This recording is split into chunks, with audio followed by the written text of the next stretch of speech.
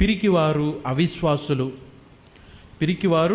అవిశ్వాసులు, అసహ్యులు, నరహంతకులు, వ్యభిచారులు, మాంత్రికులు, విగ్రహారాధికులు, అబద్ధికులందరూ అగ్నిగంధకములో మండు గుండములో పాలు పొందురు, ఇది రెండవ మరణము. అప్పుడు అంటున్నాడు ఫియర్ఫుల్ అని అన్నాడు. పిరికివారు మనం చూసాం బైబిల్లో మొదటి నుంచి కూడా పాపం అన్నప్పుడు సౌలు ఎవరికి భయపడి దేవుడికి వ్యతిరేకంగా పనిచేశాడు? ప్రజలకు భయపడి యేసును చంపాలని చూసింది ఎవరు? పరిసయ్యులు. ఆఖరికి యోహాను సువార్త 11వ అధ్యాయంలో గుడ్డివాడు ఇదిగో ప్రజలకు భయపడి వాళ్ళ తల్లిదండ్రులు కూడా, పరిసయ్యులకు భయపడి వాడి తల్లిదండ్రులు కూడా వాడిని లోపలికి రానియరు, వాడిని ఒప్పుకోరు. వాడు పెద్దవాడు, వాడినే అడగండి అంటాడు. అంటే మనుషులు పెట్టు భయము వాస్తవానికి అది మరణానికి తీసుకెళ్తుంది. ఇదిగో ఆయన అంటాడు, చాలా స్పష్టంగా చెప్తాడు, మనుషులు పెట్టు భయమునకు భయపడక దేవునికి భయపడని అని. అంటే ఒక విధంగా మనుషులు భయపడతారు, మనుషులు మనల్ని బెదిరిస్తారు, నిందకు అట్ ద సేమ్ టైం యేసుప్రభు అని అంటారు మత్తయి సువార్తలో, ఇదిగో మనుషులకి భయపడకండి, ఇదిగో కేవలము దేహమునే నాశనము చేయు మనుషులకు భయపడకండి, దేహమును ప్రాణమును ఆత్మను నశింపజేయు దేవుడికి భయపడమంటాడు. మనుషులు భయపడతారు.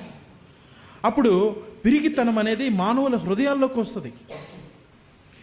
ఆ పిరికితనము మనిషిని పాడు చేస్తుంది.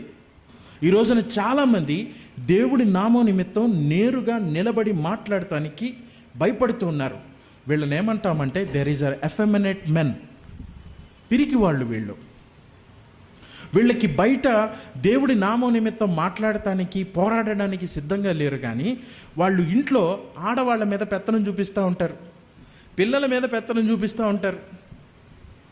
నేను క్రిస్టియన్ అని చెప్పడానికి భయపడుతున్నారు.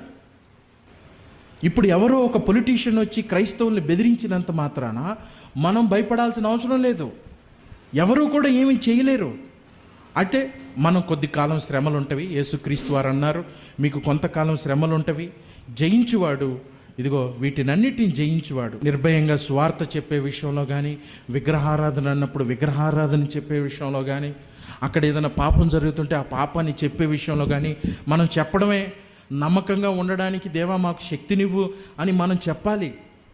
వాడు ఏదైనా అంటాడు, ఇదిగో మా హిందూ మతం మీద దాడి చేశారు, నేను సత్యాన్ని చెప్తున్నా, సత్యము నిన్ను అభ్యంతరపరచును, సత్యం కఠినమైనది, సత్యము కానీ నిన్ను స్వతంత్రులుగా చేస్తుంది.